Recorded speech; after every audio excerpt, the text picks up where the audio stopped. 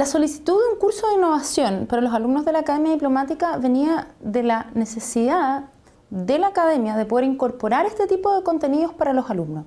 Y esto básicamente porque el mundo en que los alumnos se insertan hoy no es el mismo mundo en el cual ni siquiera ellos nacieron o en el cual van a tener que ejercer.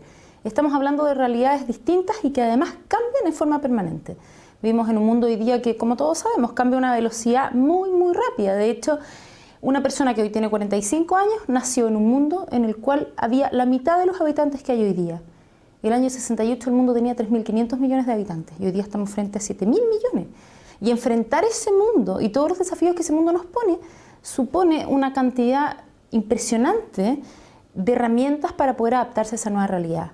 Ahora, viene en el contexto de lo que hacen los alumnos de la Academia Diplomática. Una cátedra de innovación tenía que ver con que los alumnos necesitaban también herramientas que les permitieran poder adaptarse a este mundo, herramientas que les permitieran ser más flexibles, que les permitieran poder enfrentar los problemas de otra manera, que pudieran tener una mirada primero centrada desde el usuario y luego en el cual fueran desarrollando ideas, juntando las ideas de ellos con las de sus compañeros y trabajando siempre con pensamiento lateral, no solo el pensamiento convergente o lineal, que es el pensamiento con el que siempre hemos sido formados, sino que también ocupando otras técnicas que les pudieran estimular la creatividad.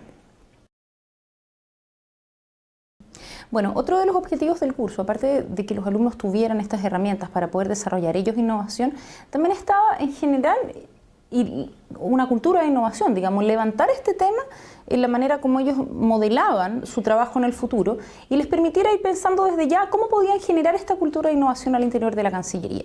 Trabajamos con varios encargos. Por ejemplo, uno de los encargos que los alumnos tuvieron que desarrollar en sus herramientas fue justamente cómo generar una cultura de innovación al interior de la Cancillería. ¿Qué elementos estaban en sus manos que ellos pudiesen cambiar? ¿Qué elementos podían incorporar? ¿Qué cosas se podían dejar de hacer? ¿Qué cosas se podían hacer mejor? ¿Qué cosas de las que se hacían se podían potenciar en el futuro? Y en base a eso, el primer elemento con el que hay que trabajar es la observación. O sea, yo diría que en cualquier proceso, independiente de lo rígido o de lo flexible que sea una organización, hay tres elementos que tienen que estar presentes siempre. El primero es que todos los problemas que nosotros vemos, todas las oportunidades donde vemos la posibilidad de generar una mejora, tiene que partir desde un usuario y tiene que ser, por lo tanto, un problema real, ¿ya? Un problema real con un usuario real. Lo segundo es la colaboración. Las ideas funcionan mucho mejor y se genera una gran cantidad de material para trabajar cuando colaboramos con otros. El trabajo en innovación no se hace por sí solo, se requiere de otros para poder trabajar. Y en tercer lugar, entre más interdisciplinarios sean los equipos, es mejor. O sea, es muy importante tener equipos de trabajo en el cual hayan personas de distintas disciplinas. En el caso de la academia, no existe una gran dispersión de profesiones. Los alumnos vienen más o menos de las mismas áreas del conocimiento. Sin embargo, hay una gran diversidad en términos de ubicación geográfica, por ejemplo, de dónde venían estos alumnos, de las universidades en las que estudiaron, de los backgrounds, de las historias que estos alumnos han tenido, cómo crecieron, dónde crecieron, con quiénes se relacionaron. Y toda esa riqueza también se aporta a la hora de generar proyectos. Los proyectos finales de los alumnos, en el cual los empujamos bastante a que reflexionaran y llegaran a desarrollar proyectos grupales, fueron con resultados realmente interesantes. Y eso fue gracias a que siguieron un proceso, una metodología bien clara, en que se hizo un proceso de innovación en el cual los alumnos partieron desde un usuario con un problema real, entre ellos colaboraron, trabajaron, ocuparon herramientas del pensamiento lateral y herramientas del pensamiento convergente y finalmente terminaron haciendo una propuesta de innovación.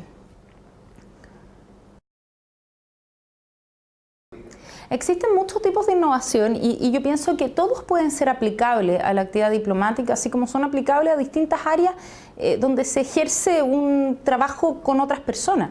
Lo importante, en primer lugar, yo creo en este contexto, es que estamos frente a un mundo que es un poco más resistente, incluso desde el inicio, desde escuchar la palabra innovación probablemente. Y entonces es importante entender qué definimos como la innovación, qué significa la innovación. En mi perspectiva, la innovación tiene que ver con poder generar un cambio positivo frente a una situación para la cual hoy día no tenemos solución. Y es importante que ese cambio produzca un impacto. Tiene que ver con crear valor para un usuario y que quede mejor de lo que estaba antes, de una forma en que se atiendan sus necesidades y se atiendan sus problemas. Ahora, En el caso puntual de los trabajos, por ejemplo, que desarrollaron los alumnos, pero que esto se aplica a cualquier área dentro del ministerio y cualquier área en cualquier organización, tiene que ver con crear y con generar experiencias. No pensar solamente en una innovación de producto o una innovación de servicio, de proceso. Hay que pensar que cuando uno genera una innovación, es importante desarrollar una serie de elementos que juntos componen un sistema. Y finalmente creamos una experiencia que mejora la calidad de lo que ese usuario tiene frente a sí. Por ejemplo, si una persona necesita, en el caso del Ministerio de Relaciones Exteriores, entender, por ejemplo, o conocer más de algún tema en particular y la forma como lo hace es yendo a una oficina, por ejemplo, para mejorar la calidad de la atención que ese usuario recibe, necesitamos pensar en todo lo que hace ese usuario. Tenemos que entrevistar al usuario, tenemos que seguir al usuario, tenemos que ver cómo lo hace, con quién se enfrenta, cómo aborda los problemas, cómo se relaciona con los otros, mirarlo, ¿sí? Mirar, seguir, entrevistar. Luego, a continuación, trabajar con el usuario. Acá entra otro concepto que es muy importante en la innovación, que tiene que ver con la co-creación o el codiseño. Es mucho más difícil que el proceso tradicional en el cual uno diseña para otro. Acá se diseña en conjunto con el otro. Pero esa co-creación genera mayor valor para el usuario, porque como está involucrado y como es parte del proceso, el resultado al cual se llega es mejor. Y luego, en un proceso de diseño, en el cual hay una iteración permanente, volvemos a juntarnos con el usuario, vuelvo a diseñar con el usuario, vuelvo otra vez a trabajar solo y vuelvo a presentar una propuesta. Tenemos la oportunidad, de fallar temprano. Eso es algo que también en innovación siempre se habla. Fallar pronto y fallar más barato, ¿ya? Y fallar mucho. En inglés le llaman a esto como el fail early y fail fast. Entonces, si fallamos temprano, ¿sí? Y fallamos rápido, tenemos la posibilidad de volver a empezar. Hay algo en eso que también es muy resistente, sobre todo en este tipo de trabajo, y es que las equivocaciones son muy caras. Por lo tanto, si uno dice, si un diplomático se equivoca, no es una consecuencia que sea dar vuelta a la página y seguir. A veces esa equivocación puede tener un costo muy alto. Bueno, por eso es mejor empezar de a poquito, pilotear proyectos y ver qué podemos hacer, cuáles son las mejoras y dónde hay oportunidades de mejorar procesos, experiencias, productos que finalmente nos lleven a construir una gran agregación de valor, digamos. La innovación en general, cuando hablamos de ella, estamos acostumbrados más bien a hablar de tecnología o de procesos más de investigación, procesos científicos, de ingeniería. Y si bien es cierto que la innovación más bien radical o la innovación disruptiva se produce en este tipo de proceso, es cierto, también es cierto de que hoy día vemos que existe desarrollo de innovaciones en distintas áreas. No solo en las humanidades, como podría ser el caso de lo que ocurriese en un ministerio, pero también hay muchas innovaciones que se pueden hacer en procesos, en productos, en experiencia. Lo importante en esto es entender de que encontramos una oportunidad de mejora y que no lo abordamos con las herramientas tradicionales. Ahí ya estamos frente a lo que vamos a llamar un proceso de innovación. ¿Qué distingue este proceso? Uno, tenemos un problema. Ese es un desafío de innovación, una oportunidad.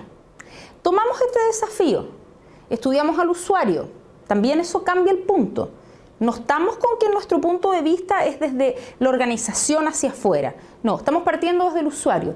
Luego, armamos equipos multidisciplinarios para poder abordar este desafío. Otra forma también en que se llevan a cabo las innovaciones. Y empezamos rápidamente a testear.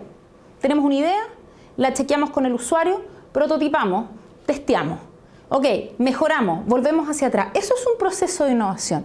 Y esto sí, es cierto que viene del área de la tecnología. La verdad es que mucho de lo que se ha probado en términos de estos procesos de diseño, estos procesos o el design thinking, digamos, que se aplica en la tecnología, cuando uno mira, por ejemplo, las empresas que están en Silicon Valley o empresas que están en Israel o en Corea, o sea, empresas que tienen altas tasas de innovación, estamos pensando que son empresas tecnológicas. Así es. Pero ese proceso y esa metodología se saca de ese contexto y hoy día se lleva a hacer desarrollos de innovación en cualquier área del conocimiento. Lo que necesitamos es tener un desafío para partir. Y en ese sentido, por ejemplo, en Estados Unidos hay pero cientos de ejemplos, cientos de casos en los cuales se ocupa la metodología del design thinking, por ejemplo, para solucionar un problema en un colegio. Por ejemplo, un problema de discriminación de algún tipo, social, racial, etc. Después, puede ser, por ejemplo, cómo mejorar una comunidad o un barrio de acuerdo a ciertos temas, por ejemplo, seguridad. Innovación social, hay mucho hoy día en innovación social y no solo lo que tiene que ver con desigualdad. ¿Qué pasa, por ejemplo, con la longevidad de las personas? O sea, hoy día vivimos en un mundo que más bien envejece, en muchos países del mundo, envejece. Si envejecen, tenemos que hacernos cargo de esa diferencia también, y ahí también se ocupan procesos de intervención donde se hace innovación social. Y así hay, pero miles de ejemplos en el mundo. Entonces, una persona independiente que venga desde el mundo de la diplomacia tiene en sus manos la maravillosa oportunidad de trabajar con personas y poder generar un cambio y poder generar una diferencia.